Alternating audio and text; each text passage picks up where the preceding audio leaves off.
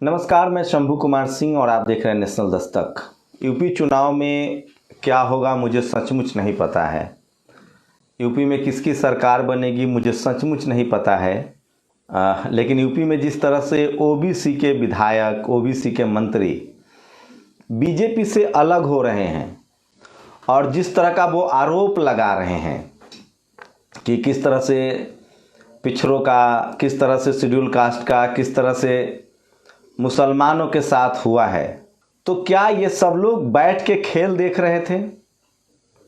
और आगे क्या होगा, मैं एक बार आपको 5 साल पहले ले चलूँगा फ्लैशबैक में।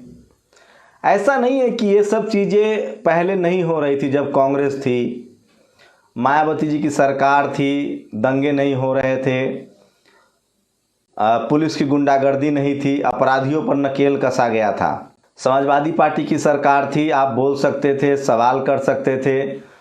बहुत बढ़िया सरकार नहीं कह रहा हूँ मैं, लेकिन काम हो रहे थे, स्कूल बन रहे थे, अस्पताल बन रहे थे, मेट्रो बन रहे थे, एक्सप्रेसवे बन रहा था। बहन जी ने जो काम शुरू किया था, चाहे वो फूले पेरियार अम्बेडकर के नाम पर कॉलेज हो, यूनिवर्सिटी हो, ब्राह्मण समाज के नेताओं के नाम पर कॉलेज यूनिवर्सिटी खोले जा रहे थे, बुद्धा के नाम पर, अखिलेश जी ने उसको आगे बढ़ाया। उसके बाद केंद्र में प्रधानमंत्री मोदी जी की सरकार आई और बैक टू बैक सभी राज्यों में बीजेपी की सरकार बनने लगी। लेकिन तांडव कब शुरू हुआ? तांडव तब शुरू हुआ जब यूपी में योगी जी मुख्यमंत्री बने।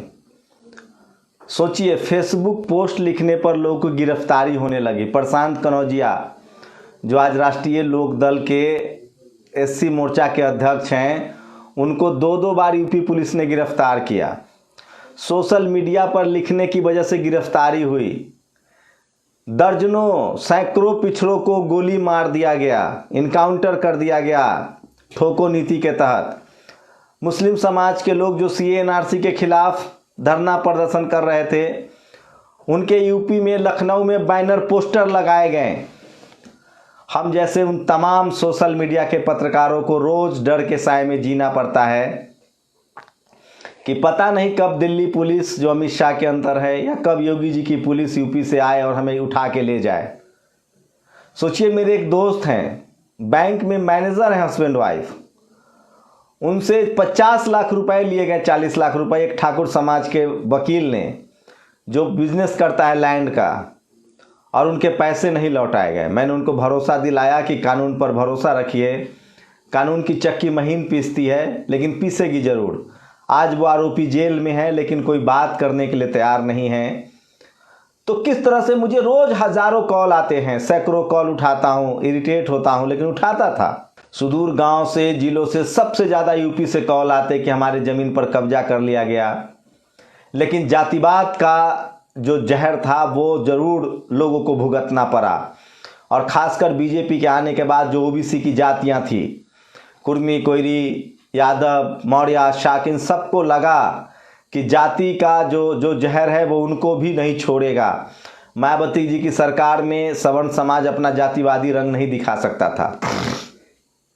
अखिलेश की सरकार में सवर्ण समाज अपना जातिवादी रंग नहीं दिखा सकता था, लेकिन ओबीसी की जातियों के बीच भी खटास थी। मौर्य, शाक्य, यादव, इन लोगों को आपस में टकराहट थी। शेड्यूल कास्ट के लोगों को हमेशा की तरह परेशान किया गया। अखिलेश यादव के दौर में लोकसभा में जिस तरह से प्रमोशन में आरक्षण का बिल फाड़ा गया, तो ये सब मैं कुरेद नहीं रहा हूँ। मैं कह रहा हूँ कि आखिर किस तरह से पिछले 5 साल में आज भी दर्जनों मुस्लिम युवा, उमर खालिद जैसे युवा, खालिद सैफी जैसे युवा, मिरान हैदर जैसे युवा, कोई नाम लेने के लिए तैयार नहीं था। जामिया में जिस तरह से डंडा चलाया गया, मारा गया, जेएनयू में जिस तरह से लोगों को मारा गया, ये सब ताकत कहाँ से आ रही थी? ये सब ताकत आ रही थी सरकार से, सत्ता में बैठे से। और यूपी में जिसकी सत्ता होती है, दिल्ली की सत्ता उस तरफ होती है। चारों तरफ चुप्पी थी। आज के सब पर ओम प्रकाश राजभर ने सबसे पहले योगी जी का साथ छोड़ा। उनकी हिम्मत को मैं सलाम करता हूँ। बिहार में तेजस्वी यादव ने बोल नहीं रहे थे, लेकिन वो काम थोड़ा बहुत कर रहे थे, उनकी सरकार नहीं बन पाई। क्या यूपी में भी इसी तरह की हालत हो सकती है? बंगाल में जिस तरह से बीजेपी ने दम लगाया, जिस तरह से उसके नेता तोड़े गए, बंगाल बीजेपी नहीं जीत पाई। कल्पना कीजिए कि अगर बीजेपी बंगाल जीत जाती, खैर, बंगाल में अखिलेश यादव, तेजस्वी यादव, इन तमाम लोगों ने ममता बनर्जी का समर्थन किया। ममता बनर्जी सत्ता में आई और बीजेपी का रसूख थोड़ा कम हुआ। नहीं तो बीजेपी जहां चुनाव जीतती थी वहां सत्ता में आती थी, जहां चुनाव नहीं जीतती थी वहां जोड़ तोड़ कर सरकार बनाती थी। कर्नाटक में बना लिया, मध्य प्रदेश में बना लिया, आपको बता दें राजस्थान में भी कोशिश कर रहे थे। तो कांग्रेस में जो सवर्ण लोग हैं वो बहुत जल्दी शिफ्ट हो जाते हैं। जो कांग्रेस के सवर्ण नेता हैं उनके लिए आसान है बीजेपी में चले जाना। गौरव भाटिया के पिताजी लगातार समाजवादी पार्टी में थे, तो एक उदय था। सवर्ण समाज के लिए तो आसान था ही, लेकिन कुछ बहुजन समाज के नेता भी बीजेपी में गए जो आंदोलनकारी थे। लेकिन उन्होंने बोली, केशव प्रसाद, स्वामी प्रसाद मौर्य हो या ओपी राजभर हो, बोलने लगे और नतीजा आप सामने है। दारा सिंह चौहान हो, अभी मैं आपको बता दूं, और कुछ लोग जैसे औरैया के बिधना से बीजेपी विधायक विनय शाक। इससे पहले एक और जो बीजेपी के विधायक थे जिनको कई बार डांटा गया, फटकारा गया, 69,000 शिक्षक भर्ती घोटाला में नेशनल जनमत के जो संपादक है नीरज, उनके साथ वो विधायक जी रहे और सबसे पहले बीजेपी के वो विधायक रहे जो जाके अखिलेश यादव से मिले, सपा का दामन थामा, और वो सरकार में भी तो इसी तरह से बगावत कर रहे थे। अब तो कम से कम इस देश के जो SC ST member of parliament हैं जो दिल्ली में बैठे हुए हैं, सोचिए आपके बच्चे मारे जा रहे हैं, कंपनियां बेची जा रही है, आपका रिजर्वेशन खत्म हो रहा है, इस देश के SC ST OBC के पास ज़मीनें नहीं हैं, आपको हिंदू मुस्लिम के नाम पर डराया धमकाया जा रहा है, 3 सालों से आपके बच्चे स्कूल नहीं जा रहे हैं, लॉकडाउन के नाम पर सब कुछ चल रहा है लेकिन स्कूल कॉलेज बंद है। Delhi university, JNU, Allahabad university में सब जगह SC ST OBC को प्रताड़ित किया जा रहा है। सोचिए अभी मध्य प्रदेश में रिजल्ट आया तो कब तक चुप बैठेंगे आप लोग? आपके समाज में कोई पत्रकार नहीं। अखिलेश यादव को जिस तरह से बेइज्जत किया जा रहा है, BSP सुप्रीमो मायावती कभी मीडिया में 1-to-1 इंटरव्यू अब नहीं देती हैं क्योंकि उनको पता है इनकी बदतमीजी। लालू यादव के साथ क्या होता रहा, तो एक चुप्पी थी और वो चुप्पी टूटने लगी है। लेकिन सवाल है कि क्या जिन लोगों ने ये लड़ाइयाँ लड़ी हैं, हजारों मुस्लिम युवा जो आज जेल में बंद हैं, जिनके घर ढहा दिए गए बुलडोजर लगा के, जिनको गोली मार दी गई, क्या अखिलेश यादव सत्ता में आने के बाद उनकी सूध लेंगे? और आज भले OBC के विधायक मंत्री जो थे बीजेपी में वो जागरूक हो रहे हैं, लेकिन सवाल है कि केंद्र में ये लोग क्यों चुप हैं। और मैं सोशल मीडिया देख रहा हूँ, शेड्यूल कास्ट के लोग बहुत ज़्यादा गाली गलौज कर रहे हैं। अच्छी बात है, आप लोग सबसे ज़्यादा इस आंदोलन को लड़ते हैं, लेकिन सवाल है कि OBC की संख्या भी बहुत कम है। शेड्यूल कास्ट के क्या सारे MLA MP आज़ाद हैं, स्वतंत्र हैं, वो समाज के लिए लड़ रहे हैं? नहीं लड़ रहे हैं। शेड्यूल कास्ट के कम से कम नेता मंत्री बिल्कुल नहीं लड़ रहे। हाँ, शेड्यूल कास्ट का समाज बहुत ज़्यादा लड़ रहा है। शेड्यूल कास्ट का समाज पूरी तरह से लड़ रहा है। अगर शेड्यूल कास्ट के लोग जिनका रिजर्वेशन है, चाहे शिवसेना हो, चाहे BJP हो, चाहे RSS हो, कोई भी पार्टी आएगी उसमें शेड्यूल कास्ट, शेड्यूल ट्राइब का रिप्रेजेंटेशन मिलेगा। लेकिन मैं फिर कह रहा हूँ, शेड्यूल कास्ट के अधिकारी, कर्मचारी, आम आदमी ज़्यादा अवेयर है, ज़्यादा लड़ रहा है। लेकिन शेड्यूल कास्ट के जो नेता हैं, जो गैर बहुजन लीडरशिप वाली पार्टियों में, उनकी एक चुप्पी है। OBC के नेताओं ने बड़ी ताकत दिखाई है और सही समय पर सही फैसला ले रहे हैं, लेकिन इससे थोड़ा सा डर कम हुआ है। लेकिन अभी खेल खत्म नहीं हुआ है। अभी भी खबर आ रही है कि यूपी में पुलिस जो है वो IT सेल बना रही है और वो नज़र रख रही है कि सोशल मीडिया पर कौन क्या लिख रहा है, कौन क्या पढ़ रहा है, और उसको गिरफ्तार किया जा सकता है। तो सोचिए कैसे आपके लोगों को मारा गया, पीटा गया, आप घर में चुप्पी रहें। 69,000 शिक्षक भर्ती घोटाला, नेशनल दस्तक के रिपोर्टर सवा खान हो, मैं खुद गया था, चंद्रशेखर रावण गए थे। अभी एक बड़ी खबर मिल रही है कि चंद्रशेखर आजाद रावण जो है वो अखिलेश यादव से मिलने गए हैं, तो वहाँ भी कोई बड़ा फैसला हो सकता है। अखिलेश यादव इस बार कोशिश कर रहे हैं कि तमाम SC ST OBC और माइनॉरिटी के लोगों को जोड़ा जाए। लेकिन सवाल है कि क्या सवर्ण समाज के लोग अभी भी वोट देंगे? सोशल मीडिया का ट्रेंड देखिए तो 99.99 सवर्ण समाज के लोग अभी भी बीजेपी के साथ बने हुए हैं। और वही मीडिया और टीवी जो अमित शाह के विधायक खरीदने को मास्टर स्ट्रोक कहता है, वही मीडिया और टीवी जो सवर्ण, चाहे ज्योतिरादित्य सिंधिया हो जब वो बीजेपी में चले जाते हैं, जितिन प्रसाद हो जब वो बीजेपी में चले जाते हैं, गौरव भाटिया का बाप जब बीजेपी में चला जाता है तो इसको मास्टर स्ट्रोक कहते हैं। और वही जब कोई SC ST OBC का नेता बीजेपी छोड़ रहा है आरोप लगाकर, तो कह रहे हैं कि ये दल बदलू हैं, ये सत्ता की मलाई खाने आए थे, ये भ्रष्टाचार करने आए थे, लेकिन नहीं हुआ। मैं लगातार कोशिश करूंगा, नेशनल दस्तक पर चल भी रहा है इंटरव्यू, इन लोगों से सवाल करूंगा, बात करूंगा कि क्या क्या हुआ इन 5 सालों में। कैसे एक ओबीसी पत्रकार पर केस दर्ज कर दिया गया, उसने नमक रोटी की खबर दिखाई थी। कैसे एससी एसटी ओबीसी और माइनॉरिटी के लोगों के जमीन पर कब्जा किए गए, कैसे उनके घरों पर बुलडोजर चले, कैसे उनको चुप कराया गया। मेरे एक जानकार डॉक्टर हैं, कैसे उन पर रासुका यूएपीए लगा दिया जाता था, संपत्ति हड़प लेने की कोशिश हो गई। तो पूरे देश में जातिवाद का नंगा नाच हुआ। 20 से 22 जिलों में आज भी कलेक्टर जो हैं वो एक ठाकुर समाज के हैं। 20 से 22 जिलों में एसपी ठाकुर समाज के हैं, फिर ब्राह्मण समाज के हैं, एससी एसटी ओबीसी का नाम लेवा नहीं है। कैसे चला यूपी, कैसे चलाया इन लोगों ने यूपी। और आज भी टीवी अखबार की भाषा देखिए, वो किस तरह से योगी जी के सामने नतमस्तक है। चाहे वो दारा सिंह चौहान हो, चाहे स्वामी प्रसाद मौर्य हो, चाहे अभी एक और केंद्रीय मंत्री ने इस्तीफा दिया है। आप देखिए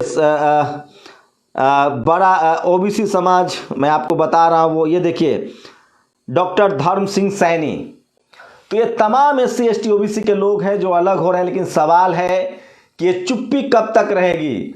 और सोचिए उन लोगों के बारे में, लक्ष्मण यादव, दिलीप मंडल, सुशील शिंदे, नितिन मेश्राम, दलित times, the week, national Dastak, the मुक नायक, इन तमाम लोगों ने लगातार बहुजन आंदोलन की बात की, लगातार सोशल आंदोलन की बात की। मैं फिर कह रहा हूं, इस देश में एससी एसटी ओबीसी माइनॉरिटी में सबसे ज़्यादा अगर जनता कोई जागरूक है तो वो शेड्यूल कास्ट के लोग जागरूक हैं, उसके बाद पिछड़े समाज के लोग जागरूक हैं, उसके बाद मुस्लिम कम्युनिटी जागरूक है, उसके बाद आदिवासी समाज जागरूक है। लेकिन इनके नेताओं की चुप्पी लगातार बताती है कि ये निहित स्वार्थों के लिए चुप रहते हैं। देश के संविधान की धज्जियां उड़ा दी गई। शेड्यूल कास्ट राष्ट्रपति का तमगा देकर किस तरह से इस देश को निजीकरण के कुएं में धकेल दिया गया, किस तरह से एससी एसटी ओबीसी के आरक्षण के साथ खिलवाड़ हो रहा है, कंपनियां बेची जा रही है। बहुत पानी बह चुका है। समय है इस देश के जो 90-95% आबादी हैं वो अपने हक अधिकार की लड़ाई कैसे लड़ेंगे, उनके हक अधिकार कैसे बचेंगे। और जब उनका नेता ही नहीं बोलेगा तो क्या होगा। तो क्या लग रहा है आप लोग को कि जिस तरह से ओबीसी के लोग जग रहे हैं, क्या एक नया मैच है। और कांग्रेस भी यही सब करती थी। राजस्थान में कांग्रेस की सरकार है, भले ओबीसी का मुख्यमंत्री है। छत्तीसगढ़ में कांग्रेस की सरकार है, ओबीसी का मुख्यमंत्री है, लेकिन सवाल है कि उनके हक सुरक्षित हैं कि नहीं है। झारखंड में शेड्यूल ट्राइब के मुख्यमंत्री हैं, वहां वो लगातार अच्छा काम कर रहे हैं, भले कांग्रेस वहां गठबंधन में है, लेकिन हेमंत सोरेन काम कर रहे हैं। तो सवाल है कि जहां जहां सवर्ण लीडरशिप वाली पार्टियां हैं, उड़ीसा की कोई बात नहीं, अभी स्टालिन को देखिए, दक्षिण भारत में तमिलनाडु में आए हैं, कितना शानदार काम कर रहे हैं। लेकिन आप मध्य प्रदेश, कर्नाटक, यूपी, इन सब राज्यों में देख लीजिए किस तरह से इनको कब्रगाह में तब्दील कर दिया गया है। चाहे वो एससी हो, एसटी हो, ओबीसी हो, माइनॉरिटी के लोग हो, इन राज्यों में बात करने में डर लगता है। हम लोग पिछले 5-7 साल से किस तरह से जान जोखिम में डालकर, डर कर, कहीं दलितों को, पिछड़ों को, आदिवासियों को, मुसलमानों को मारा जाता रहा और एक बड़ी चुप्पी थी। काश इस देश के संविधान बचाने के लिए नेता घरों से निकले। और मैं फिर कह रहा हूं, जब तक ये लोग घरों से नहीं निकलेंगे तब तक यकीन मानिए, जब तक ये लोग घरों से नहीं निकलेंगे तब तक यकीन मानिए समाज हमेशा मारा जाता रहेगा। मैं फिर कह रहा हूं, ये डॉक्टर अंबेडकर का विजन था, एक वोट, सबको एक वोट का उन्होंने अधिकार दिया। इस देश में 90% आबादी एससी एसटी ओबीसी का है, लेकिन आज भी आपके पास मीडिया नहीं है, अखबार नहीं है, जुडिशियरी नहीं है, ब्यूरोक्रेसी नहीं है, कॉलेज यूनिवर्सिटी नहीं है, उस पर कोई बात करने के लिए तैयार नहीं था। लेकिन शुक्र मनाइए, दिलीप मंडल जैसे लोग, उपेंद्र कुशवाहा जैसे लोग, भले किसी पार्टी में हो, शरद यादव जैसे लोग, लालू यादव जैसे लोग, मान्यवर कांसी राम साहब जैसे लोग, मैं सिर्फ पोस्ट मॉडर्नाइजेशन की बात कर रहा हूं, मायावती जी, इन सब लोगों ने लड़ाई लड़ रहे थे, लेकिन समाज जागरूक नहीं था, क्योंकि हमारे पास टीवी अखबार नहीं था, कोई बात करने वाला नहीं था। लेकिन सोशल मीडिया का दौर आया, लोग बात कर रहे हैं। तो सवाल है कि यूपी में जो आज हो रहा है, क्या दिल्ली में भी होगा? क्या मोदी सरकार के खिलाफ भी बगावत होगी? क्या एससी एसटी ओबीसी के जो सांसद है वो घरों से निकलेंगे?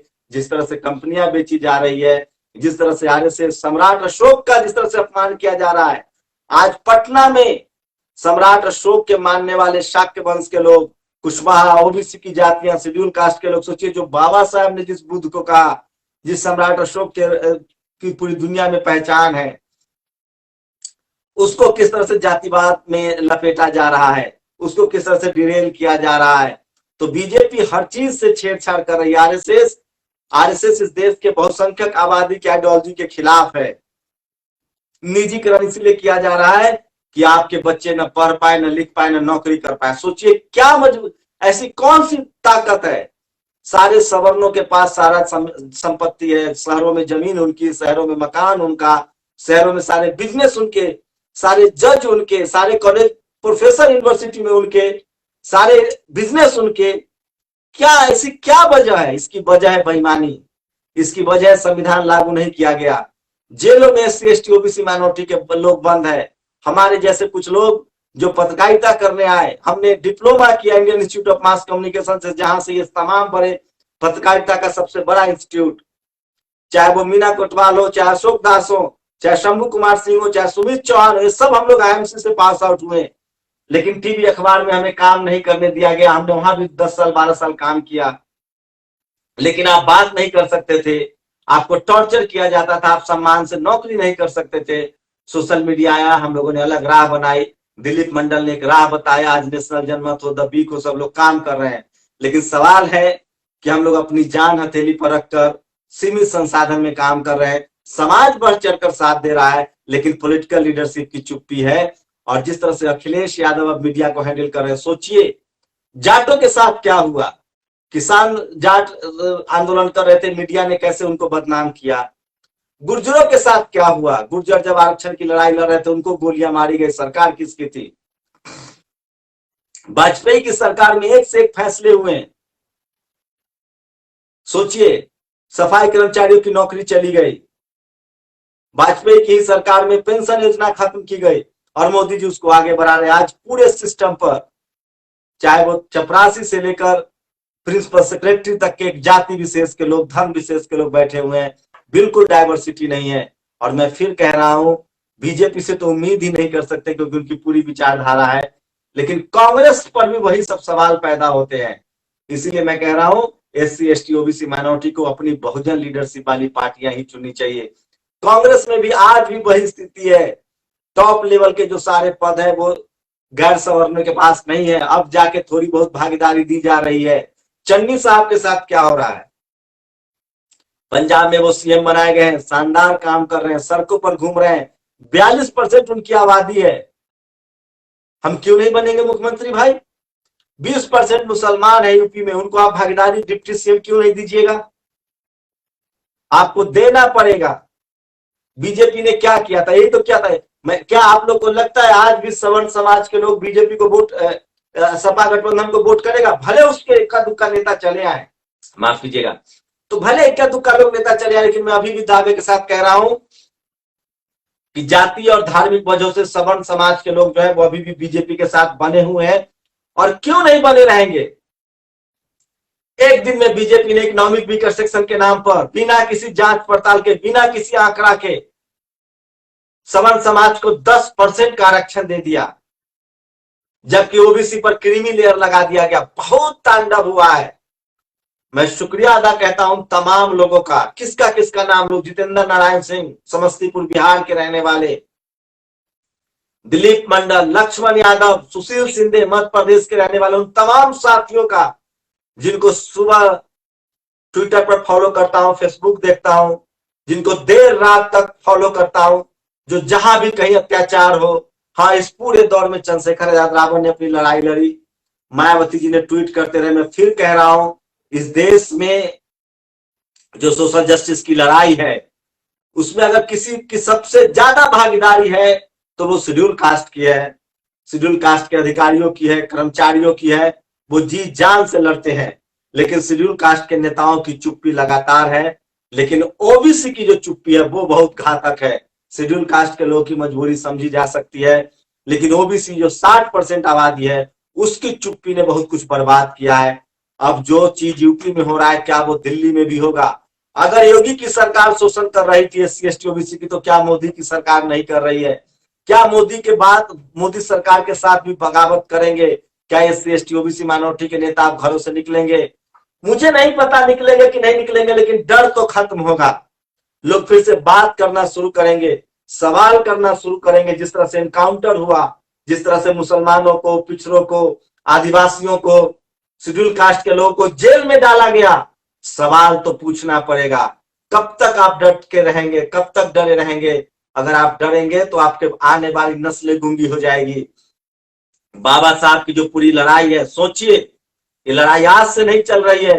तथागत बुद्ध ने शुरू किया था, उसके बाद साहू जी महाराज ने उसको आगे बढ़ाया, शिवाजी महाराज ने आगे बढ़ाया, साहू जी महाराज ने आगे बढ़ाया, गायकवाड़ ने आगे बढ़ाया, कबीर साहब ने आगे बढ़ाया, संत श्रोमणी रविदास जी महाराज ने आगे बढ़ाया, उसके बाद पेरियार साहब ने आगे बढ़ाया, फूले साहब ने आगे बढ़ाया, डॉक्टर अंबेडकर ने आगे बढ़ाया, मान्यवर कांसीराम साहब ने आगे बढ़ाया, पेरियार ललन सिंह यादव ने आगे बढ़ाया, जगदेव बाबू ने आगे बढ़ाया, रामस्वरूप वर्मा ने आगे बढ़ाया। न जाने से कितने लाखों हजारों लोग हैं जो मार दिए गए क्योंकि उनका हम नाम नहीं जानते। और आज कॉलेज यूनिवर्सिटी में पूरे देश में, चाहे रतन लाल जी हो, चाहे लक्ष्मण यादव हो, चाहे दिलीप मंडल हो, चाहे सिंधे हो, सत्येंद्र सत्यार्थी हो, वो तमाम लोग जो तमाम रिस्क लेकर सोशल मीडिया पर लिख रहे थे, बात कर रहे थे,